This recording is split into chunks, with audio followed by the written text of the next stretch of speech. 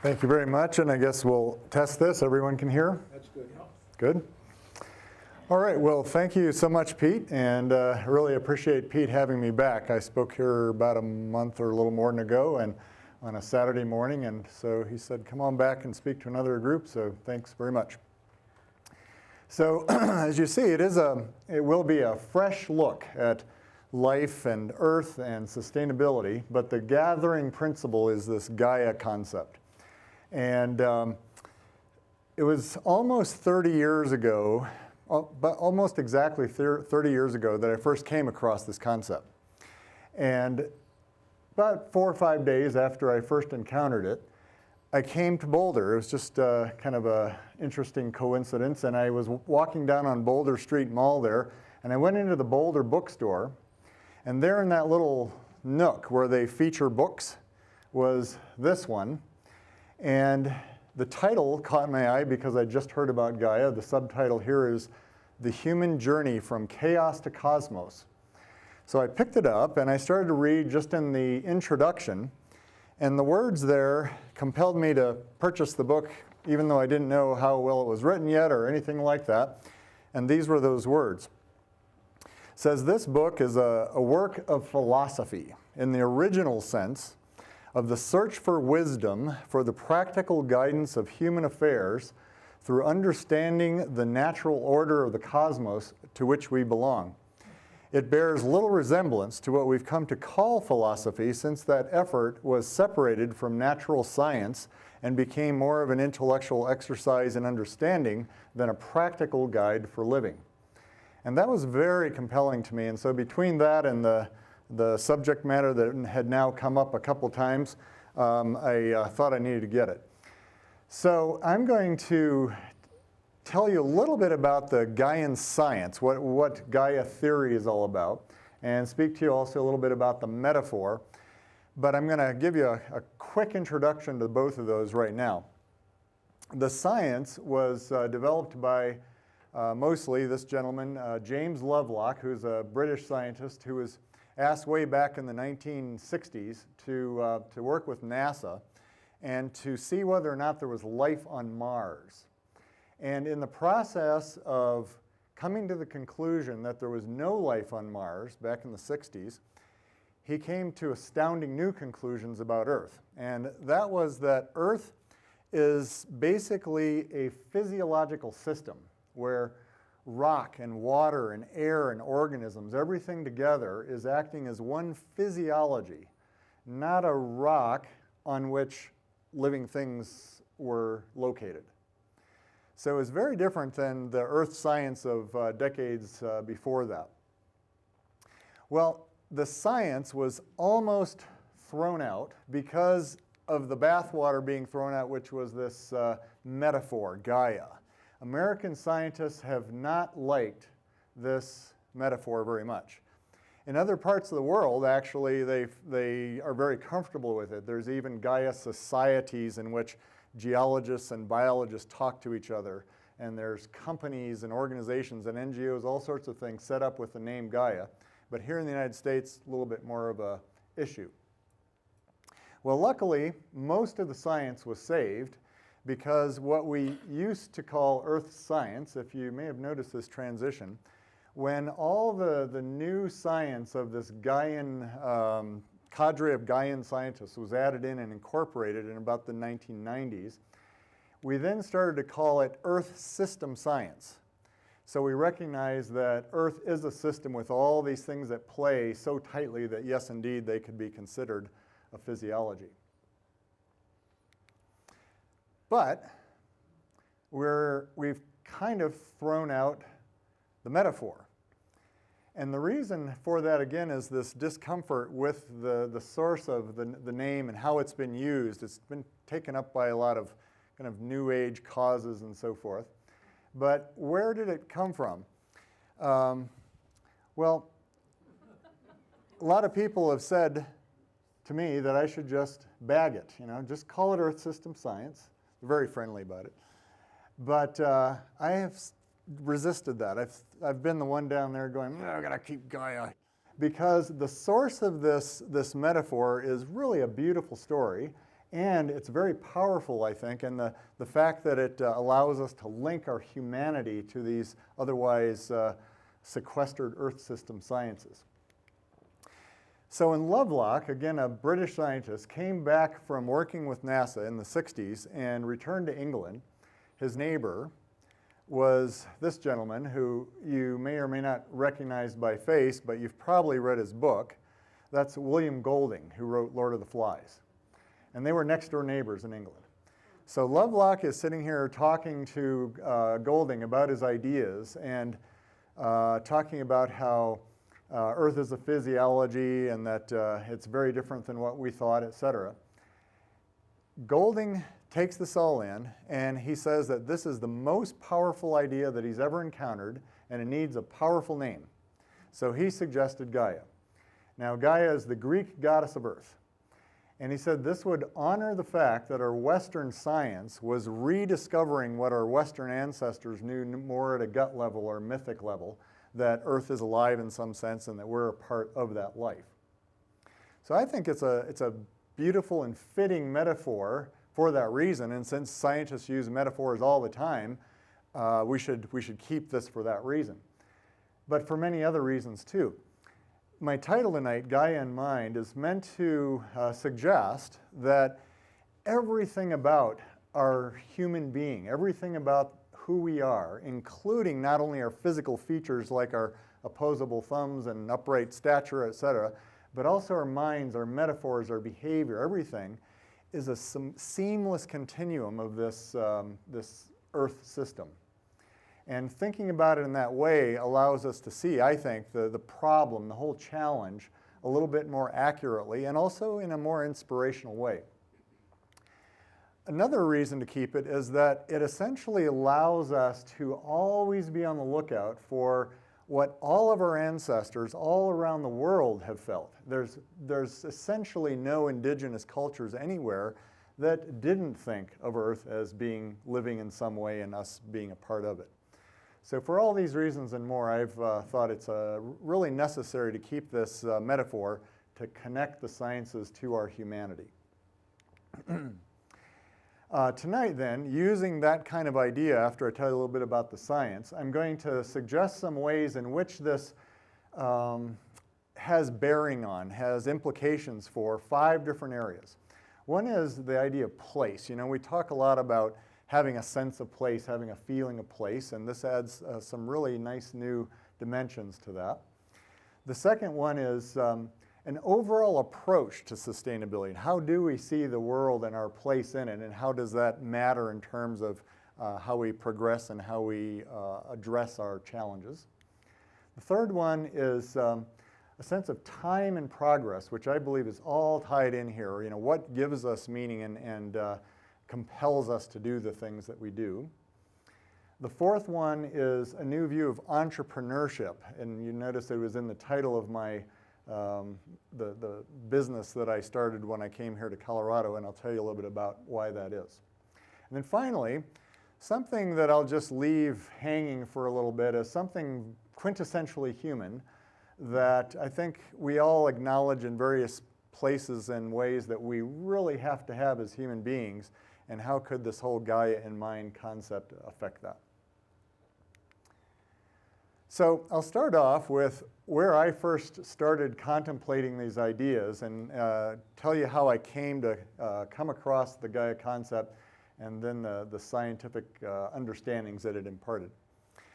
So for my entire first career, I worked as the head naturalist for the Northern Virginia Regional Parks, and I was mostly in that little red circle. I rarely came out of there because I lived and worked on that property called Potomac Overlook Regional Park.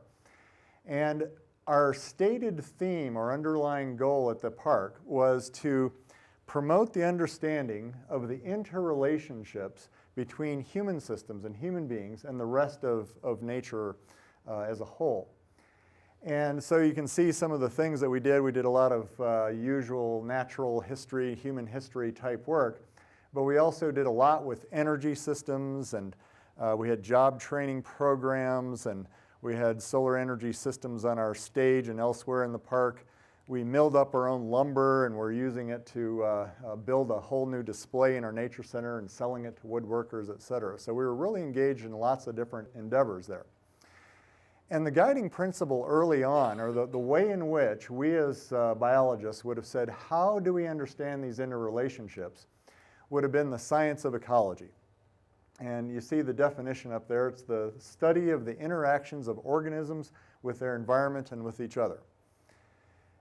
Hypothetically, this could cover just about everything, right? You look at that definition, you say, well, it could apply to just about anything. But in actual process and actual practice, there was big swaths that always seemed to be left out. And the biggest one of those was us. You'd often study about the tundra or the marsh ecosystem or whatever, but oftentimes the human creature and everything we do wasn't included in that. Then a little later, into the 80s and 90s, we started getting human ecology courses, and they very on purpose brought in things like economics and energy use and so forth. But if you then ventured into, well, what is it that motivates the human animal, our behavior, our belief systems, everything like that, well, that was for philosophy class down the hall. It was not part of ecology, which always seemed strange to me because I had friends that were doing ecological studies all over the place of, say, various animals, and they'd always include the behavior of that animal. They'd never leave it out, and to do so would seem kind of strange. So I was in search of a context which would allow us to bring all these different elements in together, and most importantly, us. And one of the things that I did as the head naturalist for the Northern Virginia parks was to lead canoe trips. And these were a favorite part of my work. There's some beautiful freshwater marshes just south of Washington, D.C. And one day I was returning from one of these trips, and I happened to look in a biology textbook just to answer a question that I had. And the next day, I flew out of National Airport to my first professional conference. And there, right out of the window, were the marshes that I'd just been canoeing in the day before. And it hit me like a ton of bricks that it looked very much like what I'd seen in the biology text the day before, and that was this. Any idea of what that is? Cell structure. Yeah, it's cell structure. It's the cross-section of a human intestine. And I was looking down there and saying, maximum surface area for the exchange of gases and nutrients. And I realized I was referring to both, and it really struck me. And I arrived at this conference, and there was where I mentioned a while ago was the first time I'd heard about this Gaia concept to begin with. And you saw this first part of the quote there. The rest of this particular characterization of Gaia, according to Lovelock, is that Gaia is Earth seen as a single physiological system, an entity that's alive, at least to the extent that, like other living organisms, its chemistry and temperature are self-regulated at a state favorable for life. And although there's some quibbling over what I consider to be kind of semantics and nuances, self-regulated, favorable for life, if you don't imply intention in there, in other words, like there's some committee of organisms and whatnot that are doing this by tinkering with things consciously, if you don't imply that, then really, truly, I think that there's huge analogies between the whole physiology of the planet and the physiology of any given organism. So on the way back from this conference, there was a horribly botched flight on my return home to D.C., and I ended up here in Colorado for a day, which was great for me. And I went off to my old stomping grounds up in the Rocky Mountain National Park and was hiking around with all these new thoughts dancing around in my head. And it occurred to me that I'd been taught kind of wrong up to this point, at least incompletely. And that is, I'd taken biology courses and learned about life cycles, and I'd learned about rock cycles and geology.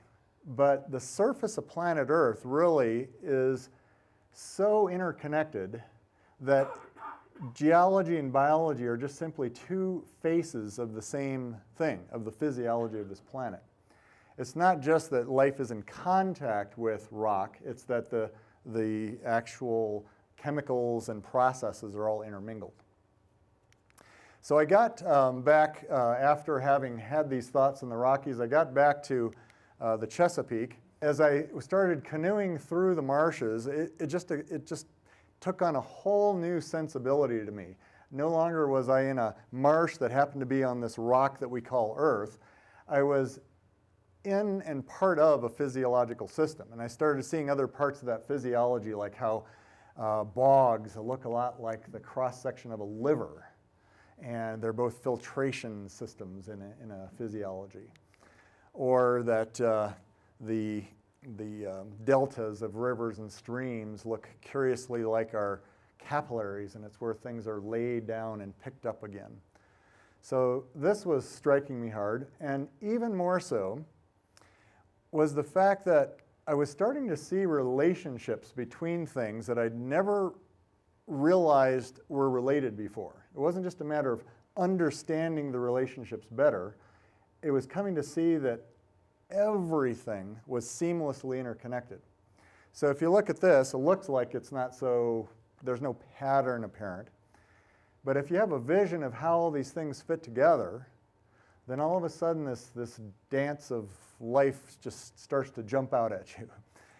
And that's what this Gaia theory, Gaia hypothesis at first was doing for me. So Gaian science really tells what I call a whole new story, and it includes us in it so that we can see how we are intermeshed with the system far better than if we took a Earth system science course at, say, Penn State or wherever else it's taught. So I'm going to give you a few highlights of this. I'm picking out a few things that are really not known, or at least not often considered in either geology or biology classes, and to the extent they're in Earth systems courses, they're often sequestered away in that discipline, that ivory tower. So the first thing has to do with our heater, the sun.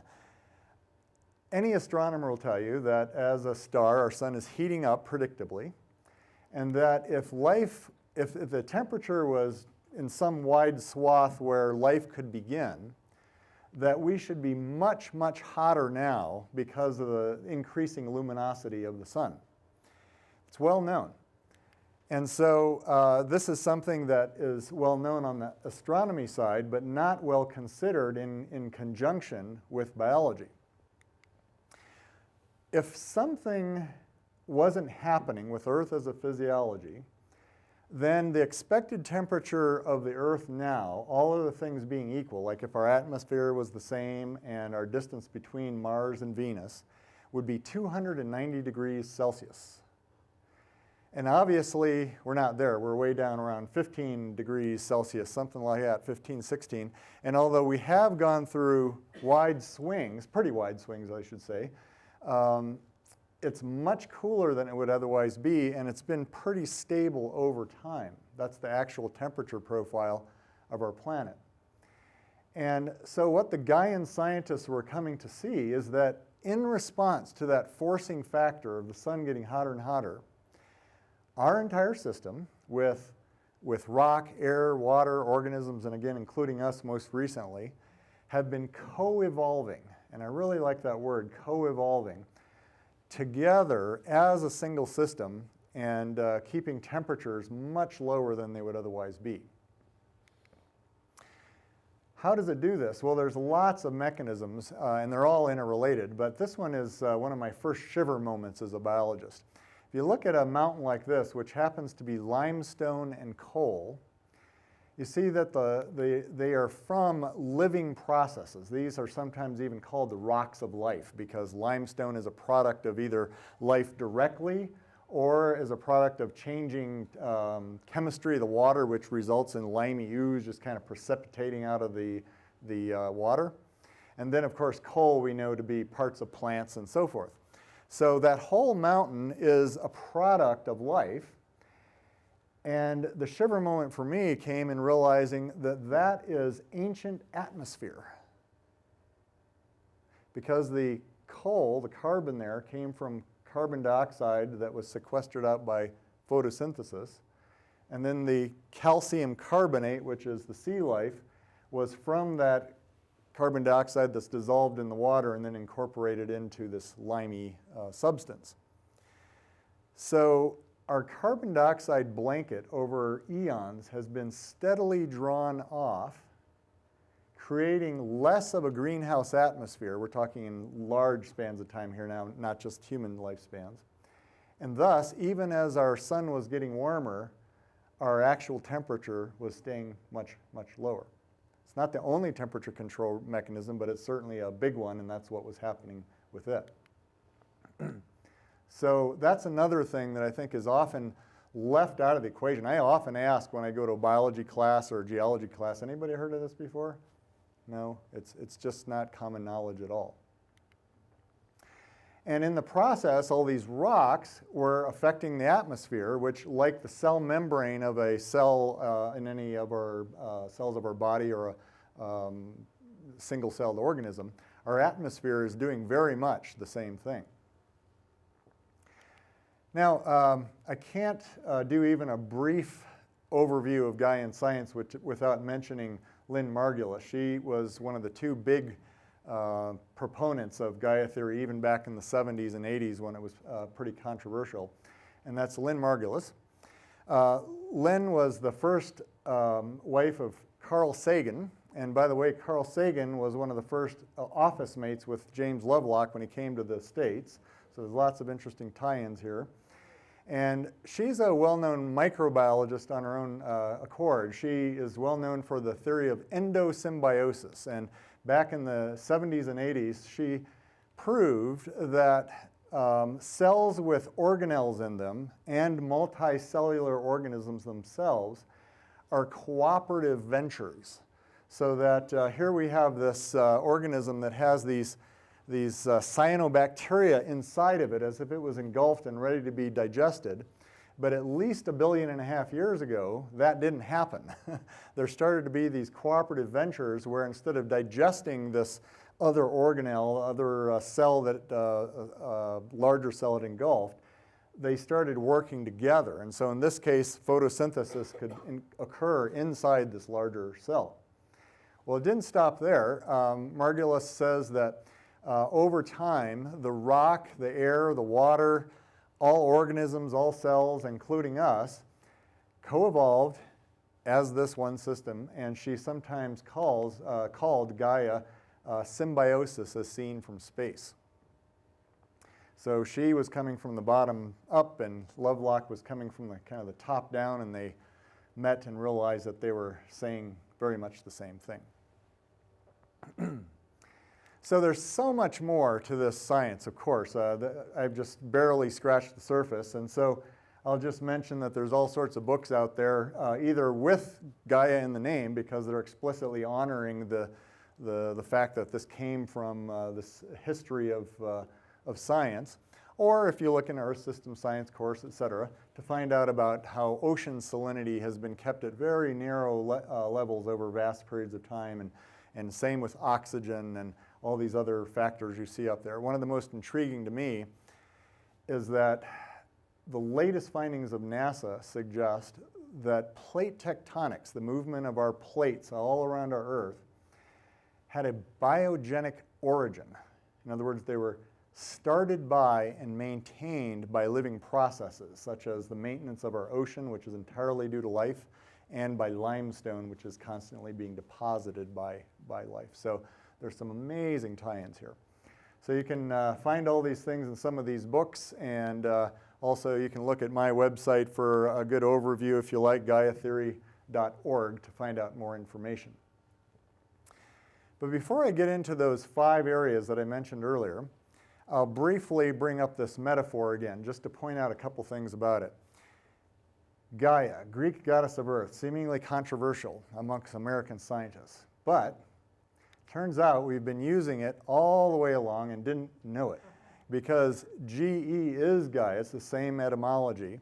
And so when we were naming our scientific disciplines back in the 1700s, for instance, our scientists then were much more, just by the history of science, more kind of interdisciplinary in their thinking. And we were in a Greek revival process in our culture at the time. Our architecture is even called that. And so we were trying to rediscover the wisdom of our Western ancestors, and so we were naming these things on purpose, and in this case, geometry, geography, geology. So that's why I think that we need more of a Gaia paradigm, not just Gaia theory or Earth system science, but a paradigm in which we take the best scientific understandings of our Earth and how we interrelate with it, no matter what you call it, Gaian or not, and find the confluence with what our culture is either telling us now or has told us in the past. So the confluence of the science with the cultural understandings, ancient and new, of our human being being a part of and seamlessly connected to life as a whole. I hope that resonates in some way with you and that you'll consider that coming out of this talk. And now is where I'll then look at the 5 areas that I mentioned earlier. Place and sustainability and time and progress and entrepreneurship. These are all things that we hear a lot about these days. And I think that there's some real powerful implications that come out of this new way of looking at things. So I'll suggest them in quick order here, and then we can talk about them at the end. So the first one is relationship to place. So if we look even at our own area here in Boulder, we love hiking the trails here and going for drives in the mountains, and we see the scenery. But one thing the Gaian perspective does first and foremost is it kind of takes that bird's eye view a little bit more. This is a modern idea based first on space science. So we can look down at our place and see how closely intermingled our human institutions are with the rest of life. And then if we look closer, we can see things like the fact that our Flatirons over here, that red rock, the red rock comes from the fact that there is iron in the sediments that was oxidized, and that took up huge amounts of oxygen while it was being pumped into the atmosphere by photosynthesis and taken out by respiration, et cetera. Another thing that was happening, and all part of the physiology of the planet, was the oxidation of iron in sediments. So something that is over here in geology is now firmly part of the physiology of our planet. Another element of this, looking at place, I don't know if you've ever read this book called the Sand County Almanac or heard of it. It was written in the 1949 by Elda Leopold, and as you can see, it's an almanac. It's almost a journal of this Sand County in Wisconsin, but it ends with a chapter that is called the land ethic. And I see this land ethic as a bridge between kind of the old style understanding where we were in this small place with a bigger picture of the Gaian organism. It says a land ethic changes the role of Homo sapiens from conqueror of the land community to plain member and citizen of it. It implies respect for his fellow members and also respect for the community as such. But this comes from 1949, and just a couple years ago, this book was written by a philosopher from University of Texas, but who actually taught the very first environmental ethics course in the United States in Wisconsin in the 1970s.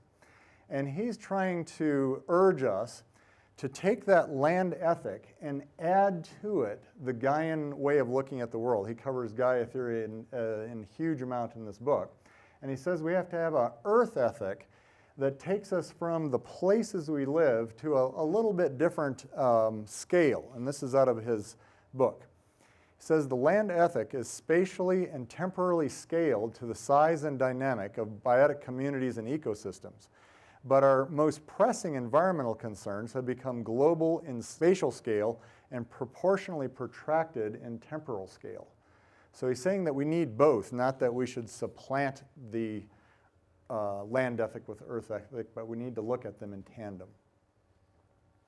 So I think that's what actually our ancestors had all been doing, really. They were looking at their places and their larger place in the cosmos, and the fact that many of these come out as the circle in 4 directions. We see the symbolism there of our being at the center of a universe. Our place is where we are as the center, and we understand that very well. but we see ourselves in the middle of something much more vast. So now an overall approach to sustainability. I want to share with you the work of a friend of mine. His name is Kangjun Yu, and he's one of the greatest landscape architects and architects in China today. You should look up his website. It's called Turinscape. And the name Turinscape comes from Tu for earth or land and Ren for human being. So the literal meaning of his company is a relationship between earth and humans. And he's done work that includes things like this whimsical pathway through one of the recently reclaimed wetlands in China, all the way up to including things like this concert hall in this limestone valley that has a huge green roof and uses the natural ventilation of the valley, etc. Well, I first came across him 25-ish years ago when I heard him speak at a conference of the International Society for Ecological Economics. And he was talking then about the design and siting of ancient Chinese villages. And it all starts off with the fact that ancient Chinese, say 2,500 years ago, were very observant of their surroundings. And so one of the things that they measured and took notice of was the changing shadows throughout the year. So they measured them very precisely, and then they'd put them on a graph, and you get this sine curve. But if you plot that sine curve within a circle, which is the turning of the seasons, can you visualize what that turns into? The yin-yang symbol.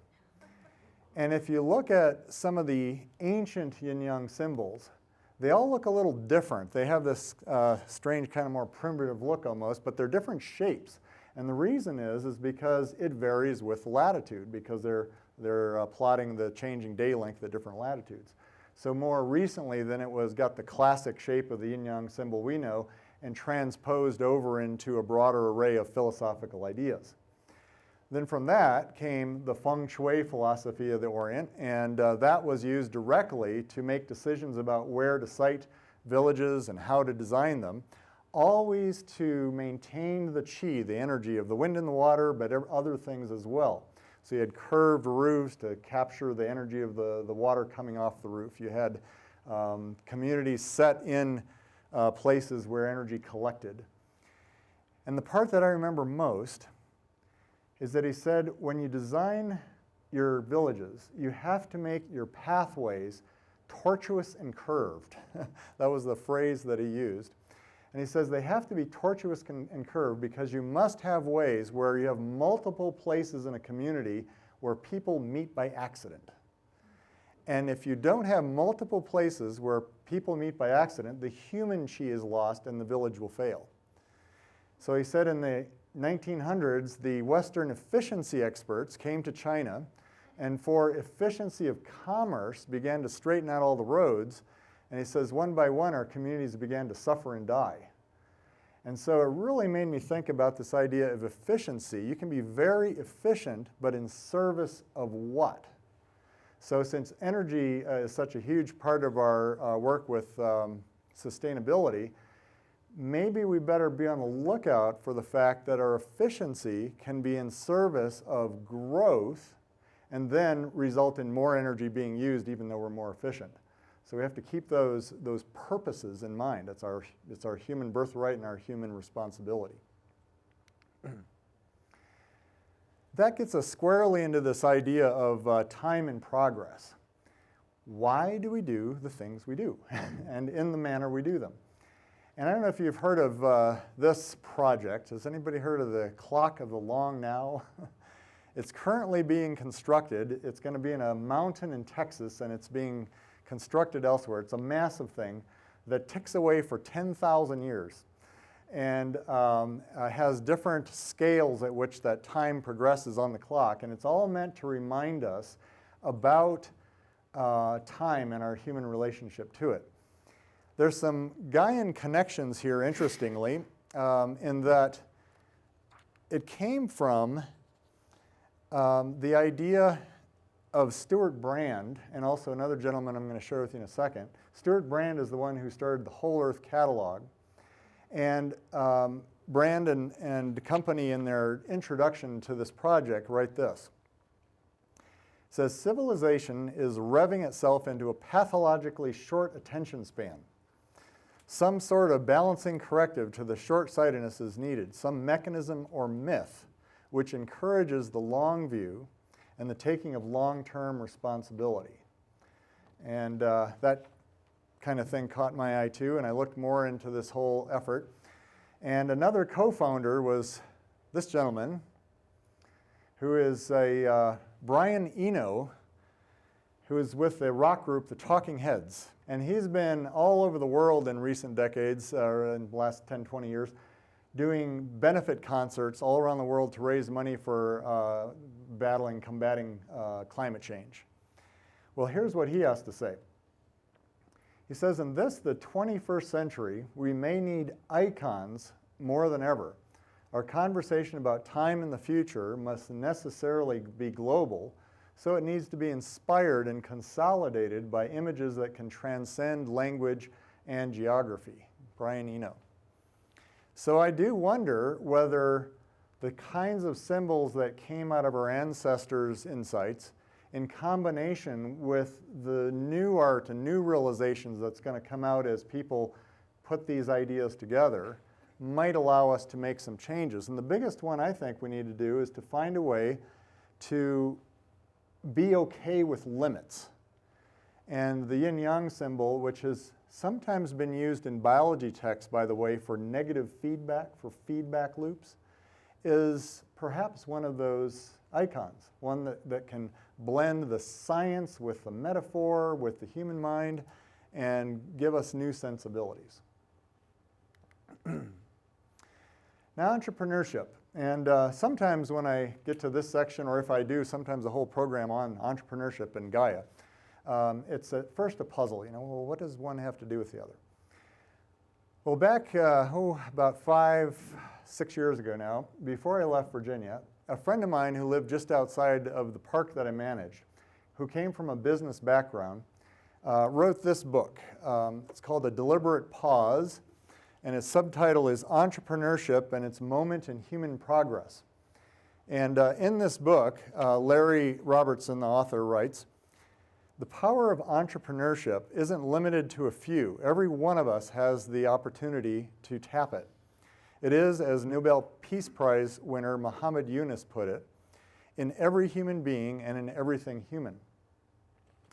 And so Larry interviewed more than 200 people who he thought had innate human creativity all around the world, including Muhammad Yunus and all sorts of others. And he said the one thing that shook out was that each and every one of them professed to have taken a deliberate pause, some kind of sabbatical or retreat or something like that, that gave them time to look at the patterns of the world and see where there was hiccups and challenges and so forth, and how they could apply their innate human creativity to helping make the world a better place.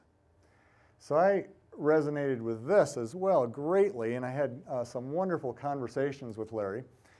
And when I started talking to him about my ideas about Gaia theory, I especially, Larry joined in a little bit, but I was motivated by this idea that innate human creativity literally is Earth's conscious creativity.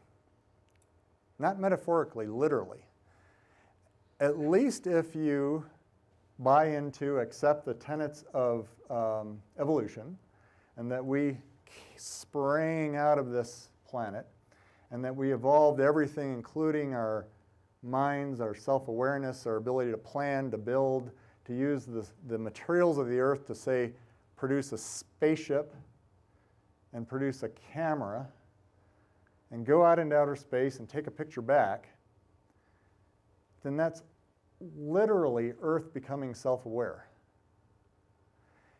And that was also one of these shiver moments for me. And it's like, that changes the game in my own mind. And I'm trying to communicate the sense that when we see everything about ourselves as a seamless continuum of the planet, then it puts responsibility squarely on us to take that deliberate pause, to figure out what's going on, and to be willing to go into directions that maybe we never have been considering until recently. So one of those is this new view of entrepreneurship. And I see it as taking time to internalize the patterns that we now know about our living planet and to use our creativity and to mesh our creativity with those realizations. So I think it just changes the whole view of what entrepreneurship is to begin with right off the bat. I'm going to give you an example here.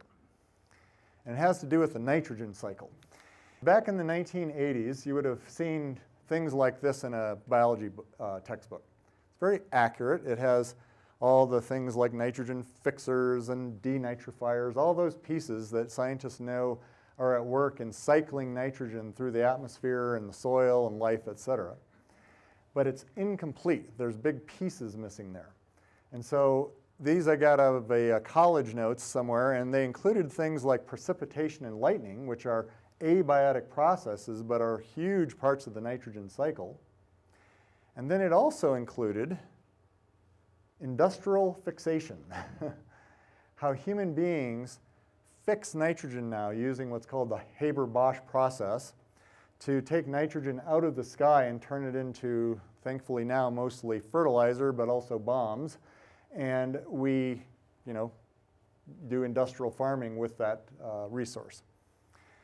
Well, this has to be in there because as of about 15 years ago, humanity passed up all of the rest of nature in terms of how much nitrogen is fixed. Before that, we were tiny little, almost negligible part of the nitrogen cycle. But now we're the dominant one. So you see that our intention to create bombs and fertilizer and then to use them, etc., and our intention to build and operate a factory is what's changed the whole ecology of the planet. Our human mind is the dominant force of ecology on this planet right now. So what do we do with this? This is Amsterdam. All these people just freely liberating themselves of nitrogen and phosphates out in the public square. And if you follow the line there and see where it goes to the end there. See, the company is called Green Urine. And about a decade ago, Amsterdam was already the world's leader in green roofs, the vegetated tops of roofs. And they started using urine to fertilize them.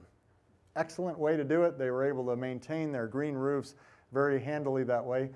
And now they've said, well, why not farms? And they've literally farmed it out to farms all around Amsterdam to become part of the business of that region. Well, not long ago, I came across a company in our own United States, this in Brattleboro, Vermont, and it's called the Rich Earth Institute. And you can see they're saying there they're closing the food nutrient cycle. Eat, urinate, sanitize, fertilize, grow, eat. And they're just simply taking a very basic biological premise that we're part of the nitrogen cycle, but realizing that our modern systems have creatively torn those asunder and magnified them such that we're experiencing problems of all sorts.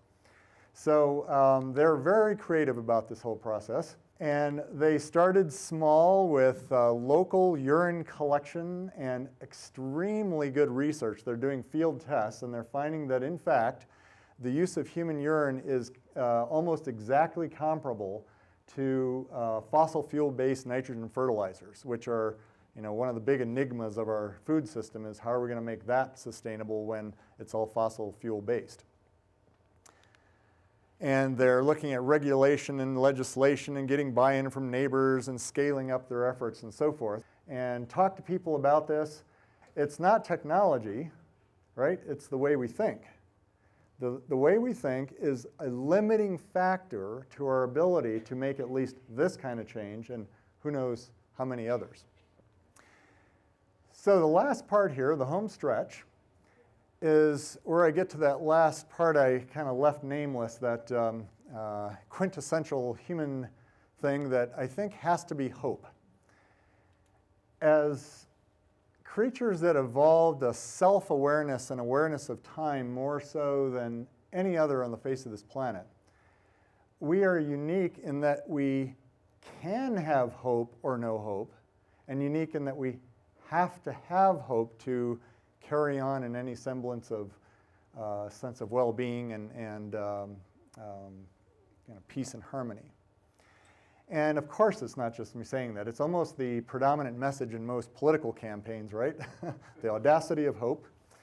And back to that original book that I saw at the very beginning, I wanted to give you a quote from her book that is a reason why the science offers hope. She says, once we truly grasp the scientific reality of the Gaian organism, our entire worldview and practice are bound to change profoundly, revealing the ways to solve what now appear to be our greatest and most insoluble problems. So just a sudden new realization of the nature of the problem gives us insights into how we might address it. Then, if you take these ideas and again put them together, you get this Gaia paradigm where you put the science and the cultural understandings together, as I'd mentioned earlier. And there's people that have played with this idea, quite a few people, in fact. And one of them was Václav Havel. And in the 1994 speech that he gave, he was given the Presidential Liberty Medal and gave his acceptance speech in Philadelphia's Freedom Hall. He listed the Gaia hypothesis as 2 reasons he had hope for the world. And this was part of that speech. It says, yes, the only real hope of people today is probably a renewal of our certainty that we are rooted in the earth and at the same time the cosmos. This awareness endows us with the capacity for self-transcendence. Politicians at international forums may reiterate 1,000 times that the basis of a new world order must be universal respect for human rights. But it will mean nothing as long as this imperative does not derive from a respect for the miracle of being, the miracle of the universe, the miracle of nature, and the miracle of our own existence. And then finally, the last one, I come full circle with the source of this metaphor. You know, Golding was a naval officer in World War II, and he saw some of the worst atrocities of World War II. And it left him extremely hopeless. And you can see him writing Lord of the Flies in the 1950s after that experience. Very pessimistic. But then Lovelock comes along in the 1960s. He said this was the most powerful idea that he'd ever had, and his whole view of humanity and the world changed. He became an optimist in his own language. And in 1983, he was given the Nobel Prize for Literature, and this little closing quote comes from that speech. He says, "Then there is the hope that we may learn to be temperate, provident, taking no more from nature's treasury than is our due. It may be by books, stories, poetry, lectures. We who have the ear of mankind can move man a little nearer the perilous safety of a warless and provident world. It cannot be done by the mechanical constructs of overt propaganda. I cannot do it myself, cannot now create stories that would help us be aware of what we are doing. But there are others who can, many others, and there always have been. For we are a marvel of creation. Now we, if not in the spirit, have been caught up to see our earth, our mother, Gaia Mater, set like a jewel in space. We have no excuse now for supposing her riches inexhaustible, nor the area we have on which to live as limitless because unbounded. We are the children of that great blue-white jewel, and through our mother we are part of the solar system and part of that whole universe. In the blazing poetry of the fact, we are the children of the stars." And his whole speech is very worth, it's actually, you can listen to it online, and it carries that same tone of optimism for the world. So that's where I leave it. Thank you. Appreciate it.